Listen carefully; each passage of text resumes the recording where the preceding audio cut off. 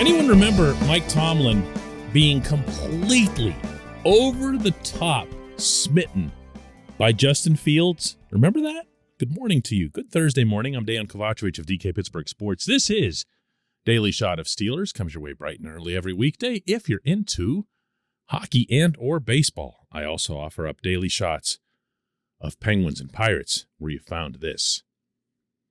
For anyone who doesn't remember, Tomlin, and I should say the portrayal of Tomlin as being just like schoolgirl infatuated with Fields, this occurred at the Ohio State Pro Day when Ohio State's film crew had audio and visuals that you could pick up Tomlin saying stuff, encouraging stuff, really supportive stuff to Fields as he came on for a set of drills and then later on in conversations that they had.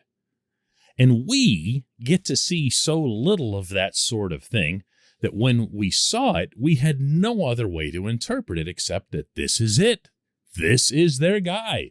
The Steelers love him. Tomlin loves him. Tomlin would do anything to have Fields as his quarterback of the future. Let's start envisioning scenarios for how Pittsburgh's going to wind up with this kid in the draft. And, well, as fate would have it, Fields did end up playing in Pittsburgh at Heinz Field, only it was against the Steelers and for the Bears. And, in fact, no move of any kind was either made or speculated where Tomlin and Kevin Colbert would try to go and get Fields. So what did it mean? Not a thing. What does Tomlin's now alleged affection for Malik Willis mean? Nothing. At all. Tomlin went to the Senior Bowl. Did like a lot of coaches and executives did down there and communicated with the kid. They all do it. In all directions. Even sometimes with players at positions that they have no intention whatsoever of selecting. It doesn't mean any more, to take this further, than this wonderful story that Kenny Pickett relayed to reporters yesterday at the NFL Combine in Indianapolis of his own experiences with Tomlin on the South Side. There's those benches when we call it the practice field, and he would always come over and hang out with us for a little bit in the summer. And, I remember as a freshman, the first time that happened, watching Antonio Brown and Ben out there, and he would come, sit down and hang out, and I wouldn't leave the bench until he left, obviously. So, been there for 5 years, so, a long time. I've known Coach, and it's been a pretty special relationship. Shared facility, half a decade, doesn't mean a thing. This portion of Daily Shot of Steelers is brought to you by Point Park University. Choose from nearly 100 career-focused programs leading to bachelor's, master's, and doctoral degrees. Choose when and how you'd prefer to do that studying, whether it's at Point Park's gorgeous downtown Pittsburgh campus, whether it's online, maybe a flexible hybrid format would work best for you. Find out more about all of this at pointpark.edu. These are good narratives for casual football fans, for casual combine fans, if there can be such a thing, casual draft fans. Not everybody who watches the combine or pays close attention to the draft is a total maniac about either event, and you know the people that I'm talking about. And because of that, you're going to see storylines like these condensed to small narratives, like Tomlin's behavior at the Ohio State Pro Day, like his interactions with Malik Willis, like the fact that he met with the Willis family outside the stadium in Mobile, Alabama. Oh, he loves him. He loves him. Look, he's talking to the parents. They talk to all of the parents. Pickett said yesterday that he's met with the Steelers multiple times. People that he's seen, like, nonstop at this building on the South Side for 5 years. And if you don't know how that building is structured, yes, it's 50-50 between the Steelers and Pitt. And there is not a way to go through the building horizontally. There's a solid wall. However, the back of the building is where all of the players go out to the fields. And there's all kinds of interaction there, including those very benches that you heard Pickett describe. Still, he met with the Steelers several times. Why? Because they're building a book. They're building a book on everyone they can at that position, and really at a lot of positions. What might surprise some people is that they build these books not even necessarily toward the draft that's upcoming, but just so that they can have as much intel as possible into all players in the NFL, even as they progress with other teams. Do you ever listen closely to Tomlin's summary of the opponent that he does at the beginning of a Tuesday press conference? I find those things fascinating. A, because of the language that he uses. He's extremely vibrant with the descriptors that he applies. But within that, pay really close attention to when he'll say that so-and-so, I don't know, third depth chart middle linebacker guy on the Patriots is someone who they feel has a motor that does this or that.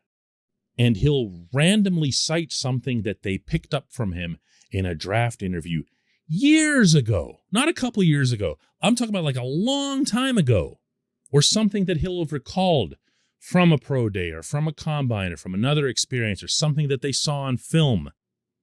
And in turn, it assists with your preparation for the game that Sunday. So all I'm saying here is not that the Steelers don't like Kenny Pickett or not that they don't like Malik Willis or whatever else here, but I'm also saying that doesn't mean that they do, just because they spend a lot of time with them and try to get to know them. Ultimately, these decisions come down to that stuff that all of those maniacs, as I just called them, really pay attention to. And that's what can you do on the football field for us. The rest is great. You love to hear it. Character absolutely does matter. Personality does matter. But you got to be able to play the game. You got to be able to play the game. When we come back, just one question.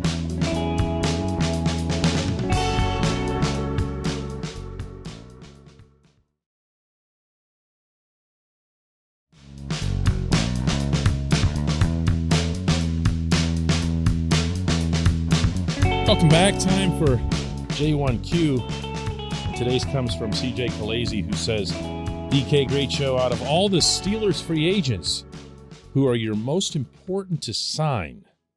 I believe it's Terrell Edmunds, Ahkello Witherspoon, and Juju Smith-Schuster. Most important free agents. You know, Witherspoon is a good one if you believe that you experienced a solidification of his NFL starter status. I do, but A, my vote doesn't count, and B, none of us could be privy to the same type of knowledge that they'd be internally in terms of how he handled the non-splash plays. Like, we all get impressed, and we should, by the splash. But how did he handle the routine stuff? Did he go where they wanted him to go as often as they wanted it?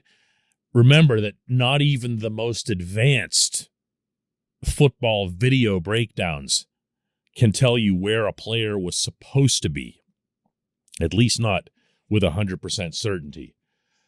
I liked a lot of what I saw of him. I hope they bring him back, especially if they don't bring back, and I'm not expecting that they will, Joe Hayden. There's a lot of things that can go right for this defense in 2022, but one that can really unravel all of it is if their corners stink, you know? They were fortunate that they got pretty good corner play in 2021, and it was part of what allowed them to still get the pressure that they did on quarterbacks, even though their inside linebackers were a constant catastrophe. Terrell Edmunds pretty much falls in the same bracket. I've made it clear on this show how I feel about TE, about the season that he had, about the makeup that he's got. And the money is there not only to get Minkah Fitzpatrick his long-term extension, which I believe will happen this summer, but also to keep Minkah's valuable and valued, from Minkah's perspective, partner. The last thing you'd want to do is force Minkah to have to do all kinds of adjusting to another safety and to take on tasks that he currently doesn't need to take on, or really shouldn't be taking on. Some of that, of course, was forced upon him anyway by the aforementioned constant catastrophe at inside linebacker. Just has kind of a nice ring to it. I think I might be using that one into the future. Who else was on your list here? Oh, Juju, yeah. Again, this is another player that I've supported on this show. I believe that the Steelers should make a reasonable attempt to keep him. Meaning, if it looks like, and it does, that his market is again going to be limiting him to a 1-year contract, don't lose your mind, but pay enough and hope that he says yes. The one thing that really jumps out about Juju is that he's a terrific run blocker. And as I've noted, even if you're not going to have some kind of super stellar passing game, and I can't imagine that they will, would be nice to have more yards, more big plays, more different types of options for Najee Harris to create consistent offense. Juju can be part of that. He can be. But it's funny, though, isn't it, the way we just laid out that list in comparison to last year when the Steelers' potential free agency losses would have taken up 4 episodes. And let's not forget that that was a real factor last year. There were some players that they absolutely would have loved to have kept. I always focus on Mike Hilton, but there were other guys as well that could have made a difference had they remained Steelers. And to enter this offseason with the unprecedented cap space that they've got, in addition to not having some super long list of their own free agents to retain, well, I guess that would kind of make the argument that you really ought to keep the guys you want to keep, huh? I appreciate the question. I appreciate everyone listening to Daily Shot of Steelers. Let's do another one tomorrow.